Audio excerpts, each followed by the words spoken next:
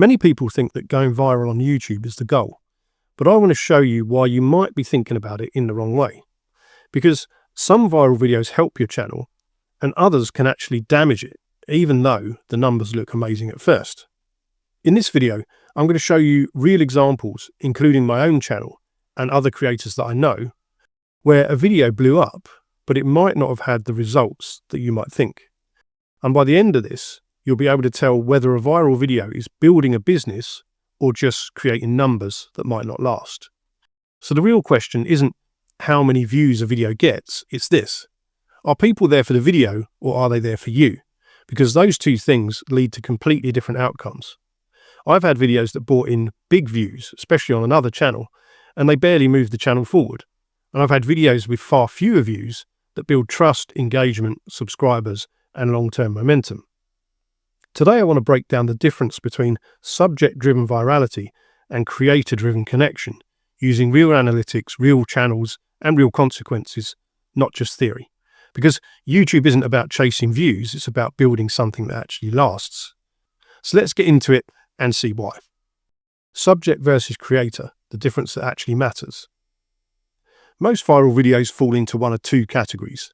Subject-driven viral videos are built around something people already care about. Trending AI tools, money tips, popular TV shows, new software, hot topics that people will click because they recognize the subject, not because they know you. Creator-driven videos, on the other hand, center the person, personal stories and lived experience, inviting viewers into your journey, signals of honesty rather than hype, and a sense of trust that builds over time. And this is the key idea of this entire video. I believe that creator-driven virality is usually far healthier for a channel than subject-driven virality. Let me show you why you should pay attention to this. My own channel. Same creator, very different outcomes. I made a video about Hera AI at the beginning of October 2025. On my channel, it's an outlier, my third best performing video by views. But views don't tell the whole story. When I look at the analytics, I've got 20 comments, 74 likes, 29 subscribers gained. Now compare that to another video on my channel. It has fewer views and was uploaded much more recently, so it's had less time to grow. But it has 180 comments, 199 likes, and 85 subscribers gained. So what's the difference? The Hera video is about a product. People already know what Hera is. They're searching for it. They care about the tool, not about me. And yes, I gave a contrarian, honest take instead of saying it was good just to sell affiliate links. And yes, people did notice that. One comment even said, "Finally, some honest reviews. I'm subbed if you keep the honesty coming." But even with that, most viewers were still there for one reason only. Is Hera good or not? And that's subject versus connection. You can pause the video if you want to and look at the other videos here. Subject-based videos might get views, but they don't turn into engaged subscribers in anywhere near the same way. The CapCut one is another example of that. So I've made about $60 on affiliate sales so far through the Hera video, even when I told people not to sign up unless they understood its limitations. I'm sure I could have done much better than this if I'd done what most other people do and told everybody that it was really great and they should sign up. But I didn't do that because that's not me. And anyway, viewers who trust me will be far more likely to buy offers from me in the future.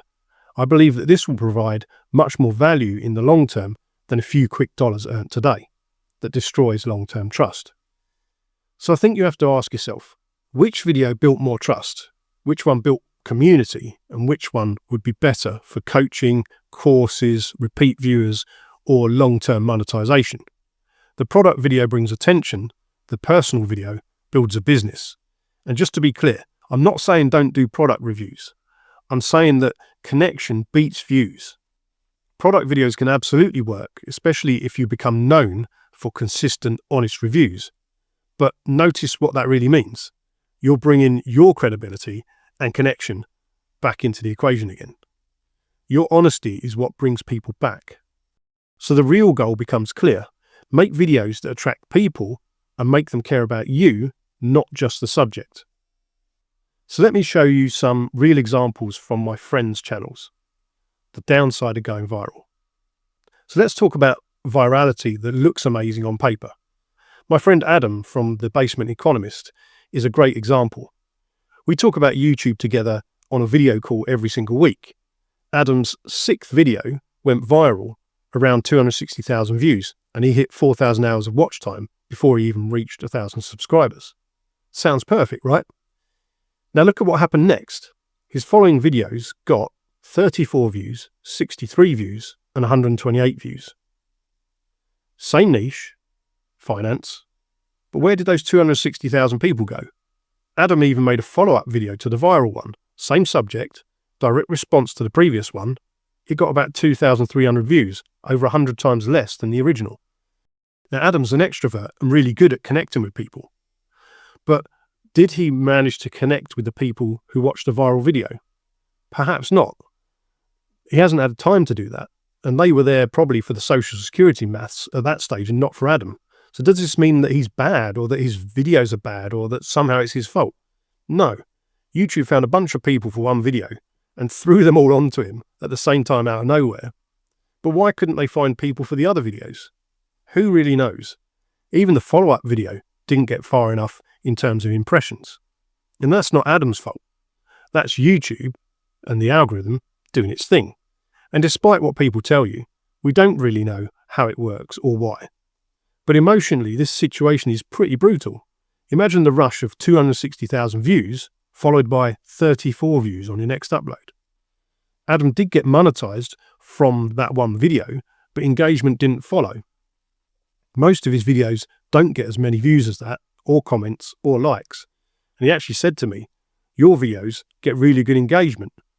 And he was actually one of the reasons that I started thinking more about this whole subject, and an inspiration for this video. Now let's be honest, from a business perspective, AdSense is one of the weakest forms of monetization, unless you're getting massive, consistent views. What do you think an unengaged, fluctuating audience means for sponsorship, affiliate sales, selling courses, offering coaching? Probably nothing particularly good at this stage, I would say. Adam's views swing quite wildly compared to his subscriber count, and that chaos creates confusion both for Adam and probably for YouTube as well. And the viral video plays a pretty big role in that. I think his channel will stabilize over time, and Adam's great, and I think he'll manage to build a personal connection. But this is the side of virality that no one really talks about. Now, look, we also need to consider at this point that we all grow in a different way and at a different rate. And comparing different niches to look for answers is not necessarily going to provide you with all the answers that you need. But it's also important to go outside of your niche and look at YouTube as a whole to try and develop an overall understanding of what you should do for your channel and what direction you might want to take. And that brings us neatly onto my friend Josh from Plain Folk Living. When virality helps, but still complicates things. Josh's channel was growing steadily, much like can be expected for most people. And then he made a video about Fallout, and boom, that video currently has 13,000 views, a big outlier on his channel.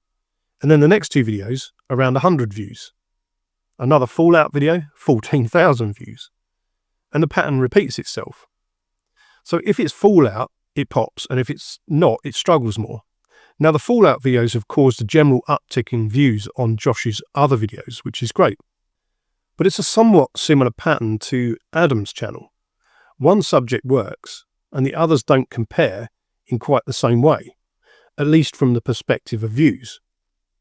But one key difference here is that Josh actually likes talking about TV shows and culture and can see himself doing that.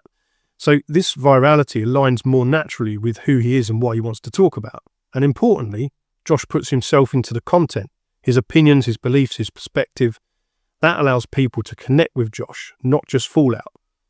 Some of his homesteading videos still haven't picked up yet, but they've done better because of the Fallout ones. So now he has some choices. Does he double down on Fallout, blend niches, split channels, or slowly merge audiences? And this is another hidden cost of virality. It creates questions you didn't know were coming. But Josh has one big advantage. He stayed central to the content, so hopefully everything will even out in the end. And Josh is really happy with the overall progress. So that's a positive thing too. So this example creates some issues, but mixes to an extent the blend of Josh as a person and a subject that he likes and could talk about more in the future.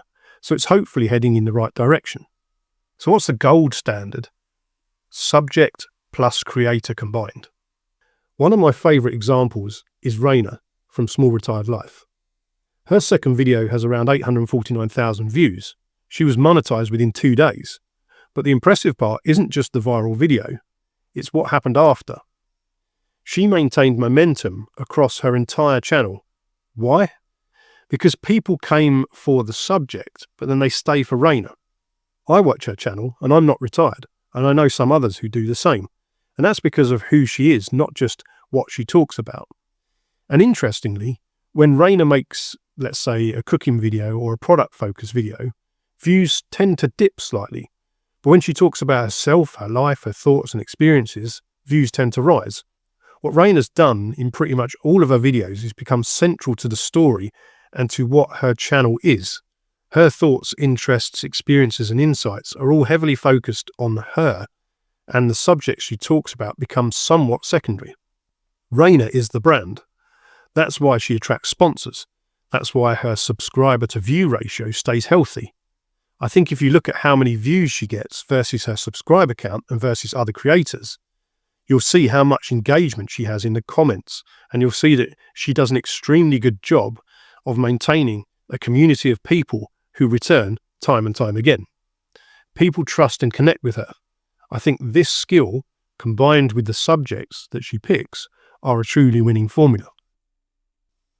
So how to tell if you're viral or valuable? So how do you know which one you are? Well, we can look at things like comments, likes, return viewers, people saying things like, I watched all your videos. I've had people tell me that they're going back through my entire back catalogue of videos, and that's a very humbling experience, and it also makes it feel like I'm building something of value long term. Because a viral video performs immediately, but building a community can take time.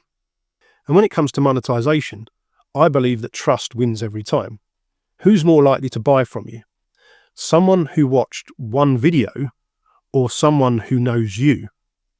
And here's a personal test for you and your channel. Do you know your subscribers' names? What their channels are about? What they're struggling with? If you give me the name of a channel in my comments section, there's a pretty good chance that I can tell you all of this information about them. And that didn't happen by accident. I believe in paying attention to my audience and looking after them. They're the reason that I'm able to do this after all. Plenty of successful channels have never gone viral.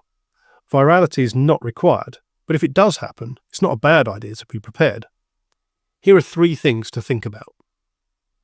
Be careful not to go too far outside your niche so that new viewers won't find that they don't like your other content. And build infrastructure early, community, email lists, offers. And remember, if you're a brand, that should shape everything you publish. You need to make sure that you are the focus, not just the subject of the video. So ask yourself, are you ready for virality? Do you have somewhere to send people? Or would it catch you off guard? And know that a sudden flux of subscribers around one topic can feel like it's trapping you. Do you chase them, or do you stay true to what you set out to build originally? I say just keep doing your thing, because growth without enjoyment or meaning often leads to burnout and quitting. You can't just chase after things that you don't want to do. And then there's the dead subscriber problem. People who subscribed for one thing, but never watch again. YouTube will eventually correct for this, but not immediately. And in the meantime, it might hurt performance. And remember this, 1,000 engaged subscribers beats 10,000 uninterested ones every time. Relationships take time. Virality doesn't guarantee connection. You have to choose what you're building. For me on my channel, it's quite clear. This channel's about sharing my journey, the wins, the losses, the learning. It's not a perfect growth formula. It's just me building a channel as a normal person and sharing my insights along the way in the hope of helping you. And that matters more to me than fast numbers. I set out to prove that you can grow a channel to monetization as a normal person. When I look back, I haven't been that intentional. I haven't niched down that much. I just shared what I learned along the way and ended up covering quite a few different niches. Could I have grown faster if I'd done things differently? I'm sure I probably could, but what my channel shows is there are no universal rules on YouTube. Not all advice applies equally, and creators I respect like Mark Waters, Caleb Ralston, and Rainer prioritize community. That's the ethos that I follow, whatever niche I'm in, because that's what I believe will be best for me in the end. My numbers might grow slower, but I believe the business will be more sustainable and the life around it too. So remember this, you can't control whether a video flops or goes viral. You can control whether it's honest, meaningful, and worth watching. The real power comes when you combine subject appeal with personal connection. That creates content that spreads and sticks. Now I'm going to do something I don't normally see people do. On the screen, you're going to see another one of my videos that YouTube thinks that you should watch next. But you're also going to see a video by Caleb Ralston. He's worked with Gary Vee, Alex Hormozy, and various others. It seems to me like he's a man who knows what he's talking about. And while I was researching what I would say in this video, Adam gave me a link to Caleb's video, which really helped put my thoughts here into perspective with regards to virality versus connection. So if you want more confirmation that connection beats virality in the end, go and watch his video where he has a 5-hour course on building a personal brand. Does it help my channel if you go and watch that? Nope. Does it help you though? Yes. And that's what I'm here for. So go and do what you think is best. And if you found this video useful, like, subscribe, and let me know in the comments below what you think about community and virality.